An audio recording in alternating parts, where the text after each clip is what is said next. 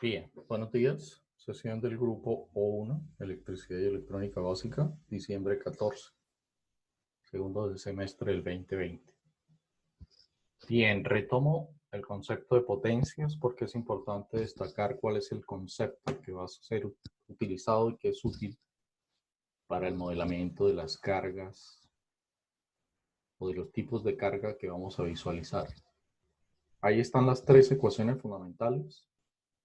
La primera es una ecuación que se identifica como un número complejo.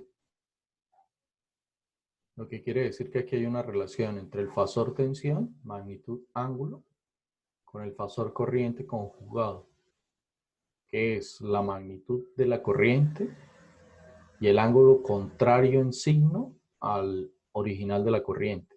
Ya miraremos un poco esto en detalle, pero esto es un producto fasorial y es importante que lo tenga en cuenta. Puede representar también a la potencia aparente. Si es potencia compleja, tiene un componente real, tiene un componente imaginario. El componente real representará el trabajo útil o las pérdidas de energía o la energía no aprovechada. La potencia reactiva representa entonces la energía almacenada que de una u otra forma no va a estar directamente relacionada con los procesos de producción, pero que es necesaria o es importante tenerla para que la producción se vea beneficiada. Eso es un poco lo que hemos estado analizando con relación a los elementos reactivo inductivo, reactivo capacitivo. Entonces, reitero y es importante que lo tenga en presente porque aquí le falta la línea superior que indicaría que esto es un número complejo. Componente real, componente imaginaria. La componente real se llama potencia activa, la componente imaginaria se llama potencia reactiva. O sea que relación tensión fasorial por la corriente fasorial conjugada me arroja en esencia la componente real y la componente imaginaria correspondiente a los elementos involucrados allí. En representación polar, esto se llama potencia aparente, es la magnitud de la potencia compleja, siendo la magnitud de la potencia compleja entendiendo que proviene de una potencia activa que representa un elemento real en el plano imaginario o en la matemática de números complejos, eje real positivo siempre y representando a un imaginario positivo o a un imaginario negativo, cualquiera que ello sea, estando siempre a 90 grados o a menos 90 grados, si es inductivo a 90, si es capacitivo a menos 90. Será raíz cuadrada de la P al cuadrado más Q al cuadrado, porque es la magnitud de un real y de un imaginario, ya sea positivo o ya sea negativo. El ángulo será el ángulo de la impedancia, porque estoy relacionando una parte real y una parte imaginaria. Estoy relacionando un resistivo con un reactivo. Y mire que aquí estoy diciendo resistivo y estoy trabajando en función del dato de potencia. Potencia activa representa el trabajo útil, pero también representará el desperdicio de la energía no aprovechada en producción. Esto representará un reactivo positivo o un reactivo negativo. Si es reactivo positivo, es una reactancia inductiva, le produce un atraso a la corriente. Si es negativo, es una reactancia capacitiva, le produce un adelanto a la corriente. Mire el valor que tiene el comprender e entender toda la información antes de, porque me permite entonces establecer bajo qué criterio estoy aquí. Si el ángulo de la impedancia está entre 0 y 90 grados, estoy combinando un RL. Quiere decir que es un imaginario positivo. Tomo este signo que está aquí. Seno de un ángulo en el primer cuadrante del plano imaginario positivo me arrojará una reactancia o una potencia reactiva positiva. Si estoy en el cuarto cuadrante del plano imaginario es porque estoy combinando una resistencia con una reactancia capacitiva. Luego este sería el signo en la parte inferior. Puedo estar analizando, como lo estoy planteando en este caso puntual, un RL o un RXL o un RXC, ¿sí? Y entonces estaría trabajando con la tensión entre los extremos de la combinación RL o RC. Eso es un poco lo que es importante que tenga en cuenta para el manejo de la situación. Ahora, una forma de simplificar es tomar la magnitud de la corriente al cuadrado, la que pasa por el elemento, y multiplicarla por la componente real de la impedancia equivalente. Esta es otra forma de obtener el dato, así como la obtengo en función de la corriente. Si tengo la tensión de la resistencia, la elevo al cuadrado y la divido por el valor de la resistencia, debo obtener el valor de la potencia. O sea que, como puede observar, no hay una única expresión ni hay un único camino para modelar el comportamiento de las cargas. Mi deber es mostrarle los diferentes caminos para que usted identifique el que ha venido manejando durante todos estos tiempos atrás, porque esto no debe ser un tema nuevo para usted. Lo importante es que conecte con la información, valide que la recordación que viene a usted en estos instantes corresponde con lo que ha venido trabajando y lo ponga en marcha y lo ponga a funcionar. Y cuadrado por XL, siendo XL la magnitud de la reactancia o de la impedancia reactiva, si lo quiere mirar de esa forma. Esto será la magnitud del real o de la reactancia o de la impedancia, de la reactancia no, de la resistencia o de la parte resistiva, de la componente real de la impedancia equivalente. Hablamos de los factores de conjugado para poder calcular la potencia compleja. Y hablamos de un caso de estudio concreto que usted debió trabajar. Si estratégicamente utilizó los parámetros de potencia para validar el caso de estudio propuesto en el taller, pues revisó esta información y hizo reconocimiento de potencia. ¿Era necesario? No. Si lo hizo, ganó tiempo y espacio. Igual, es importante saber para dónde vamos con esto. Elemento resistivo. Entonces, en este caso particular, reconozco que aquí debe haber una P, porque no hay un imaginario que haga que exista una Q. Imaginario positivo, imaginario negativo, imaginario positivo, ángulo positivo, será el seno de este ángulo, el valor de Q, o estará en función del seno de este ángulo el valor de Q. En función de este ángulo estará esta Q que sería negativa. La razón, seno es una función impar, lo que quiere decir que el seno del ángulo negativo da negativo. No tiene componente real, luego este elemento no tiene potencia activa. Potencia activa de este elemento 0, potencia activa de este elemento 0. Potencia reactiva debe existir, potencia reactiva debe existir. Si se imagina una corriente circulando por los tres elementos elevada al cuadrado y multiplicado por este valor, entenderá que la Q reactiva inductiva predomina sobre la Q reactiva capacitiva. Eso es un poco, usando la teoría que hemos manejado hasta ahora, si XL es mayor que XC, predominará XL. Eso es lo que ve la fuente. La fuente ve un efecto XL total. ¿Ve? Mírenlo. El efecto que ve la fuente aquí es 40, es 2 veces la magnitud de 20, es casualidad. No siempre sucede de esa forma, pero lo puedo identificar.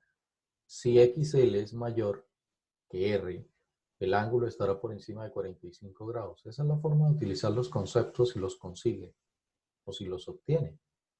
Esa es la forma de aplicar la teoría. Entonces eso quiere decir que este ángulo, si este es 0 grados, este ángulo corresponde al ángulo de la corriente con signo contrario. Es la teoría manejada. Mire que no he hecho ningún cálculo y ya sé que la corriente debe tener este ángulo. Claro, si está pensando que es muy fácil para mí, tiene razón, porque es parte de la práctica, pero parte de la práctica implica que yo le muestre cómo se usa la teoría. Parte de la práctica es explicarle que si uso adecuadamente la teoría, pues obviamente tendré el resultado y tendré la confianza sobre el resultado. ¿Ve? Ahora, ¿cómo sé eso? Pues divido a 120 ángulo de 0 entre 44.72 ángulo de 63.435. No solo divídalo, dése cuenta que le va a dar una magnitud que es 120 sobre 44.72 y un ángulo que es menos 63.435. ¿Qué teoría es esa? Matemática fasorial. Se dividen las magnitudes y del ángulo del numerador se resta siempre el ángulo del denominador. Me lo he escuchado durante estas 8 semanas atrás. Yo repito, porque es una forma de ayudarle a apoyarle la conceptualización. ¿Ve? Tengo la corriente, mire. Tengo el resultado. El ángulo de la resistencia es 0 grados, el ángulo de la tensión va a tener este mismo ángulo. El ángulo de la impedancia reactiva inductiva es 90 grados. La tensión debe estar 90 grados atrás. La corriente debe estar 90 grados atrás con relación a la tensión de aquí. Y la tensión es el producto de la ZXL por la corriente. Y por eso son 90 menos 63.435. ¿Por qué menos? Porque esto es una suma. Entonces de 90 le sumo más menos 63. Entonces me dará 20 y pico, 30 y pico, no sé. Y aquí también es una suma, la tensión, pero mire que es una suma de dos negativos. Eso lo que hace es que la corriente se adelante 90 grados. ¿Ve? Aquí está la tensión, una magnitud, un ángulo igual al ángulo de la corriente, porque el efecto de la tensión y la corriente en una resistencia es mantenerse en fase. Para mantenerse en fase deberían tener el mismo ángulo. El efecto en una inductancia es que la corriente se atrase, debe estar a menos 63. Esto está en el cuarto cuadrante del plano imaginario. Esto está en el primer cuadrante del plano imaginario. Y entre ellos existe una diferencia de 90 grados. Primer cuadrante del plano imaginario, girando en sentido antihorario. Cuarto cuadrante del plano imaginario, indicando el retraso de 90 grados. Y aquí se da el adelanto. ¿De quién? De la corriente. Viene en menos 63, la tensión está a 90 grados atrás. Usted dirá, pero ¿cómo así que se atrasa y es un condensador? Estoy diciendo que la tensión se atrasa. Para que la corriente se adelante es porque la tensión se atrasó. Para que la corriente se atrase es porque la tensión se adelantó. ¿Tiene que tener ese perfecto manejo? No, pero igual yo se lo repito para que usted pueda conceptualizar. Potencias. Si tengo la tensión de la fuente, 120 ángulo de cero, y tengo la corriente, multiplico por el conjugado. Mire, una matemática fasorial me dará como resultado una parte real y una parte imaginaria. me da una magnitud, me da un ángulo. Y el ángulo que me da es el ángulo de la impedancia equivalente total. Miren. ¿Ve? Esto es lo que se llama potencia aparente. Esto se llama potencia aparente. Esto se llama potencia compleja con una componente real y una componente imaginaria. Si la respuesta es correcta, el balance de potencia dirá que la potencia aquí será 143.9846, porque es el único elemento resistivo. Y esta potencia de aquí será la relación algebraica entre una potencia positiva y una potencia negativa. Y deberá dar como resultado 287. Estoy sacando potencia en función de la fuente. Falta sacar potencia en función de la carga. Y el balance de potencia es perfecto. Teorema de Teleyen. Sumatoria de potencias deberá ser igual a 0. Potencia entregada es igual a potencia consumida. Y ahí está calculada la potencia entregada a la resistencia. Se calcula P y Q. Se calcula P y Q para que usted valide que la Q es igual a 0. Mire, seno de 0 le da 0. Se calcula P y si usted obtiene este producto 53.665 por 2.683 por el coseno de 0, le debe dar este valor, 143.9846. Verifíquelo. ¿Sí? Potencia activa en una resistencia 0. Coseno del ángulo de la impedancia, 90 grados. ¿Qué tomo? Tensión y corriente. Magnitud de la tensión que calculé, la vio en la anterior diapositiva. La corriente es la misma para los tres elementos que están puestos en serie. El ángulo es 90 grados. P, 0. ¿Qué indica? El elemento no produce trabajo, almacena energía. ¿De qué tipo? De tipo magnética. Y estaría representada por este valor. Q, para la capacitancia, estaría representada por este valor. Esta Q total es el resultado positivo de esto menos el resultado negativo de esto, le debe dar esto. Y ahí está el balance de potencia. Ahora, usted se preguntará, bueno, ¿y esto para qué es útil? Ok, venga, le muestro para qué es útil.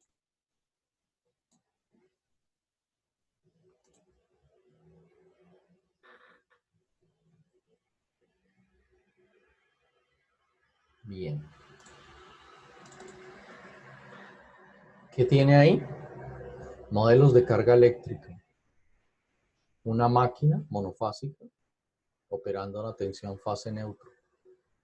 Una máquina monofásica operando a tensión fase-fase. Una máquina trifásica en configuración Y. Una máquina trifásica en configuración delta. Tipos de carga. Deberá tener un equivalente, una impedancia. Todos se representarán por impedancias. ¿De dónde se saca esta información? Estos son modelos de carga de forma general. ¿Pero de dónde se obtiene esa información? Mírela aquí.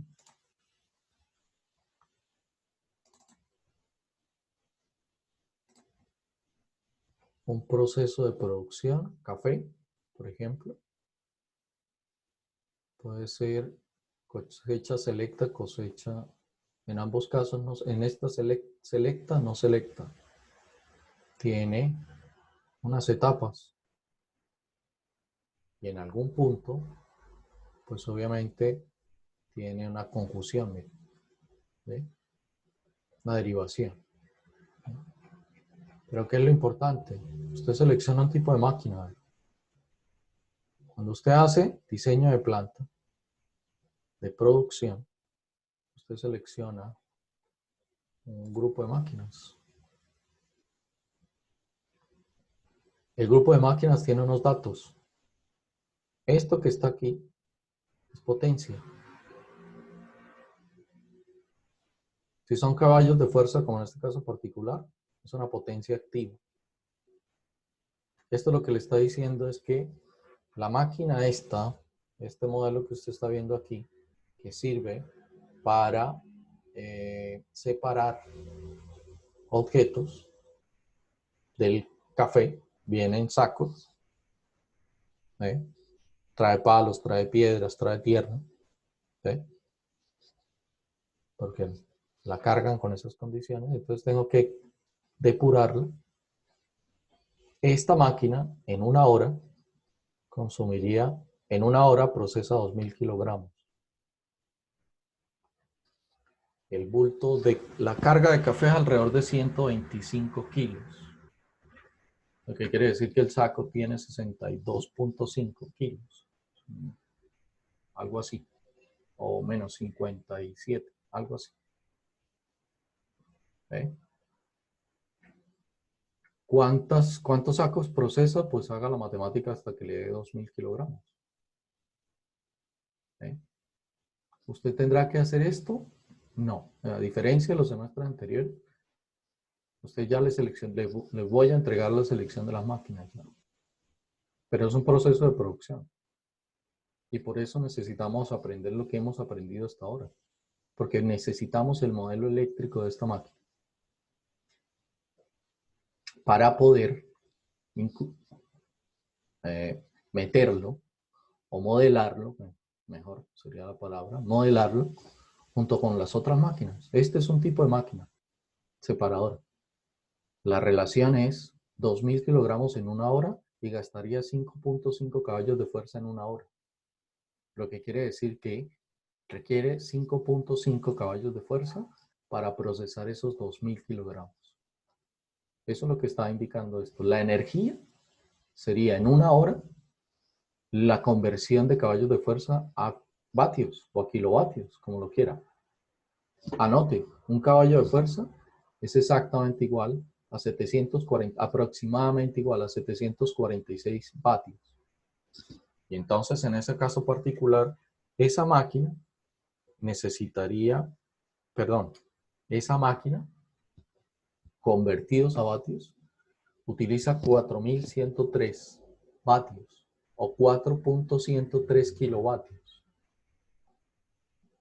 para procesar estos 2000 kilogramos en una hora. Gastaría 4.103 kilovatios en una hora para procesar 2000 kilogramos.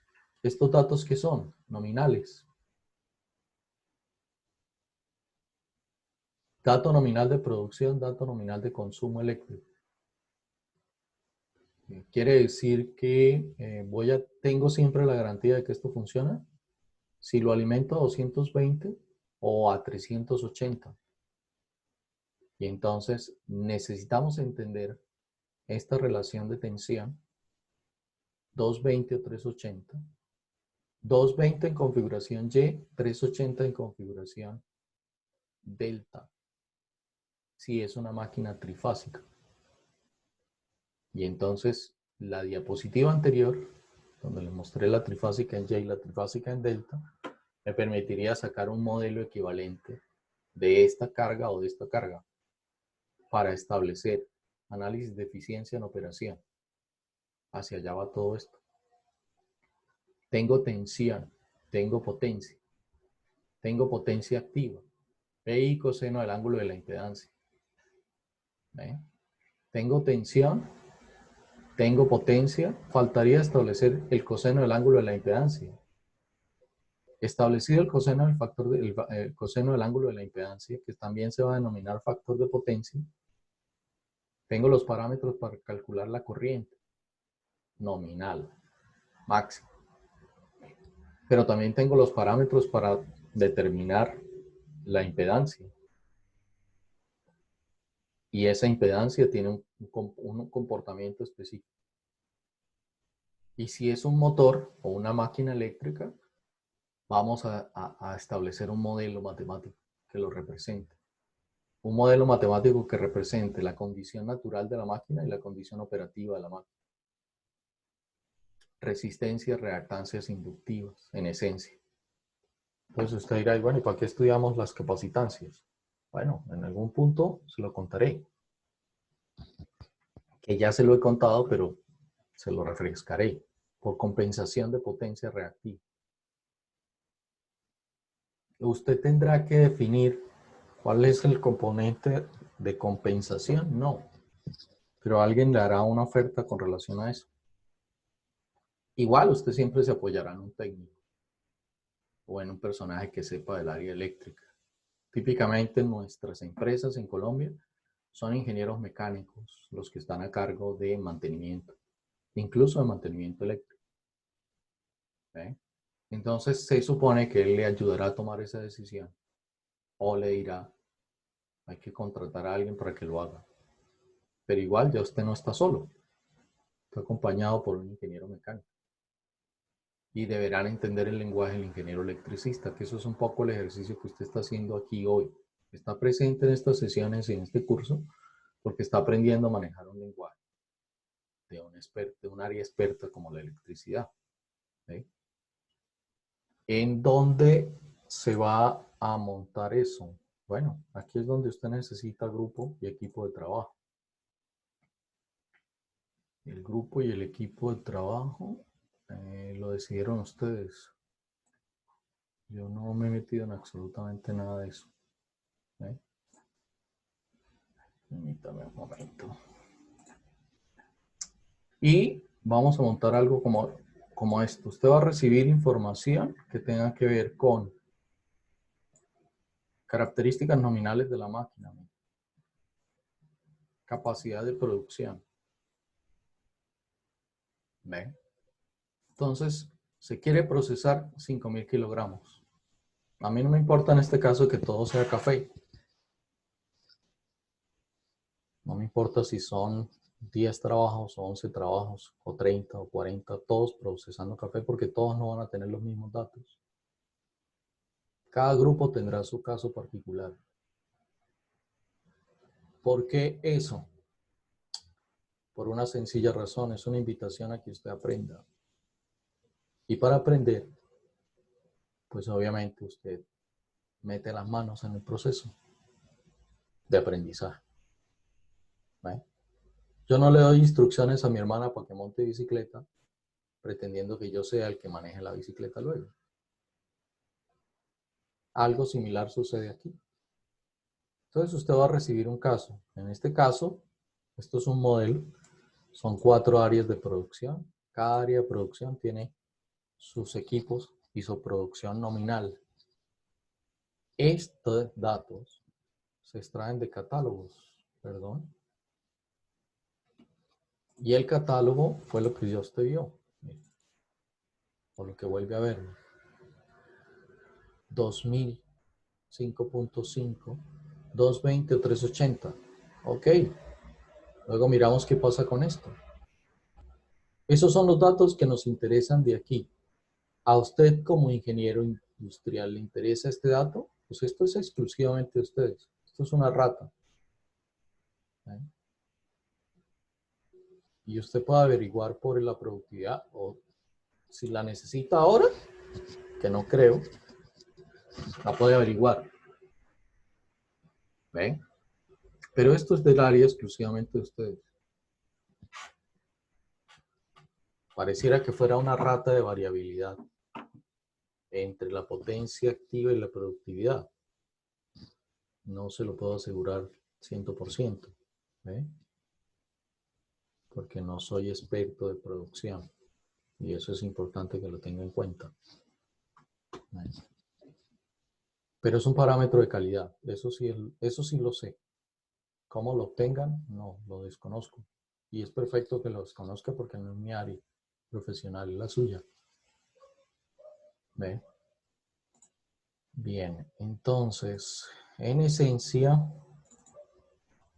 se decide una cantidad de producción, se tienen datos nominales de los equipos, se tiene algo que es importante, el establecimiento de cuánto se pierde en cada equipo representa una etapa de esta gran etapa, si usted lo quiere ver de esa forma.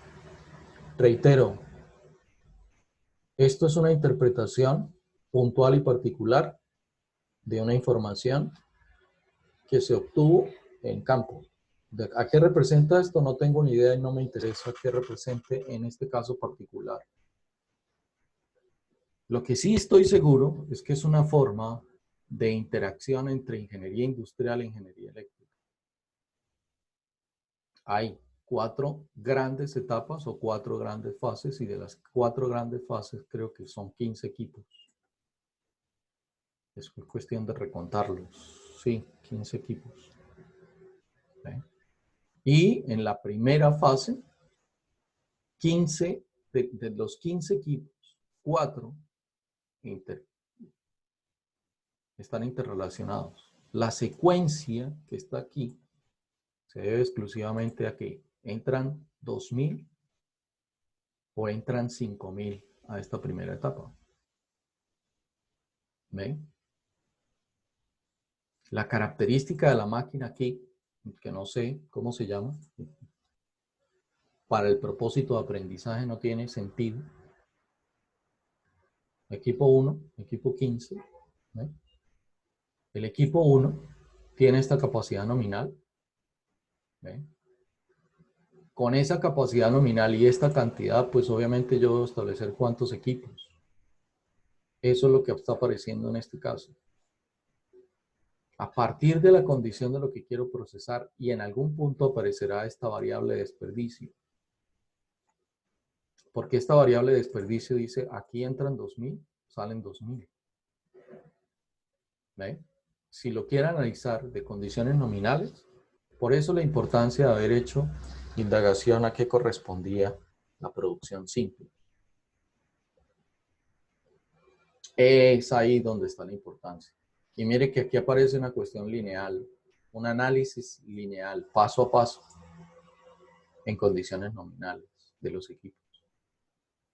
Y, obviamente, en la etapa 3 se pierde el 20% de lo que entró.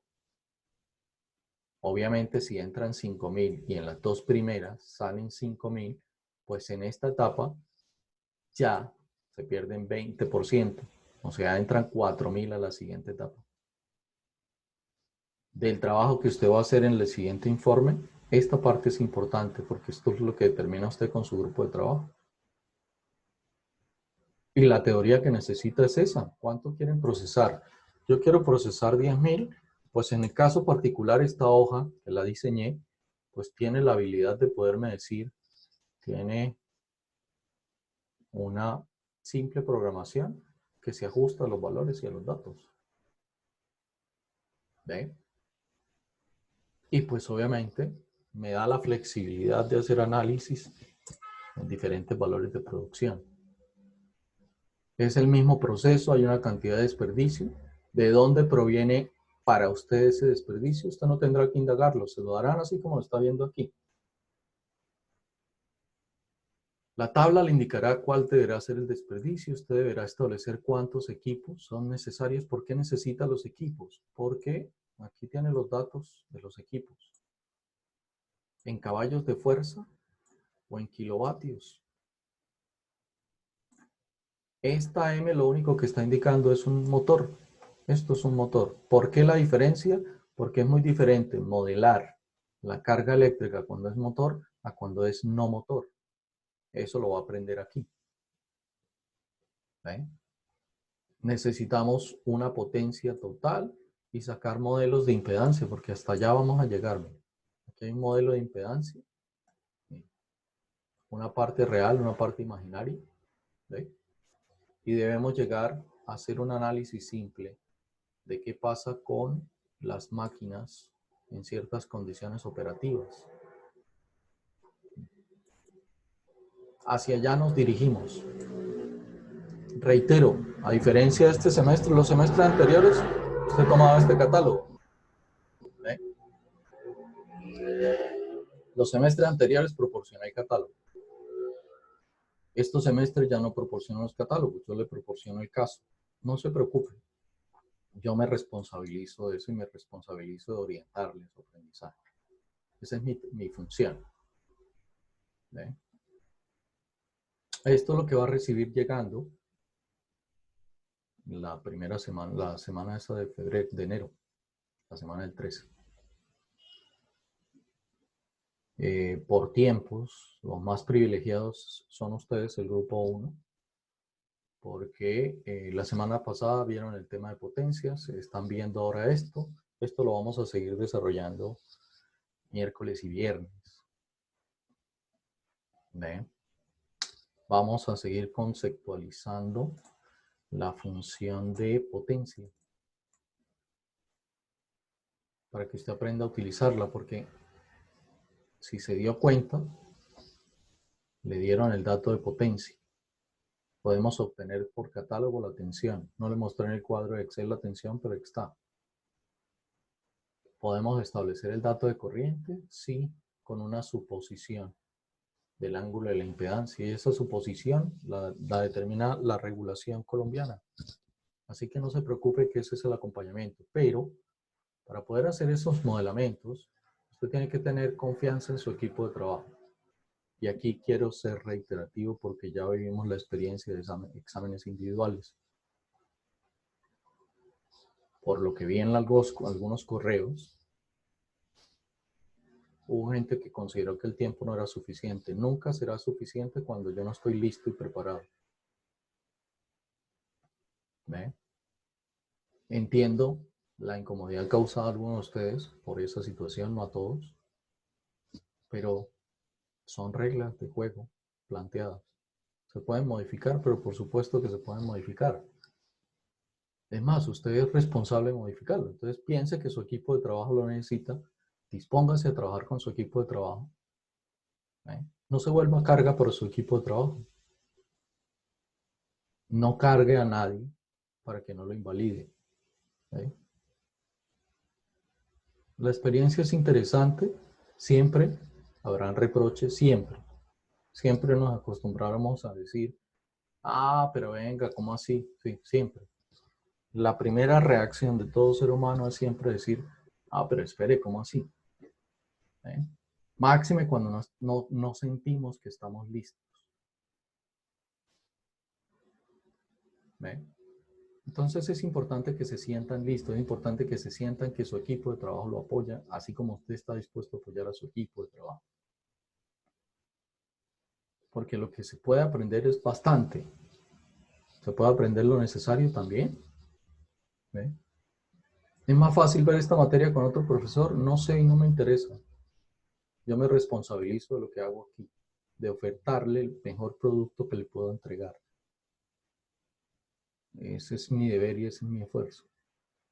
No me comparo y no me interesa compararlo. ¿Ve? Así que, bienvenidos. Vamos a trabajar esta semana hasta el viernes. ¿Ve? Yo los invito a que se dispongan porque entiendo que estamos en una transición de vacaciones. Dispóngase a tratar de hacerlo de la mejor forma porque va a recibir información que es valiosa para lo que viene el siguiente año. Y obviamente la mayor tasa de pérdida de materia que yo personalmente he visto ocurre cuando vienen estos cortes en diciembre por ese tipo de desconexión que puede existir entre estos tiempos. ¿Ok? Si nos mantenemos conectados, si nos mantenemos informados, si nos mantenemos abiertos a recibir información, a trabajar, porque igual es importante que entienda que usted recibe la información, debe tener una habilidad en Excel, alguno de los miembros, ojalá todos los miembros tuvieran habilidad en Excel, que si tienen habilidad en Excel, pues les va a facilitar los modelamientos y ese es un poco el propósito. Bien, jóvenes, el tiempo termina.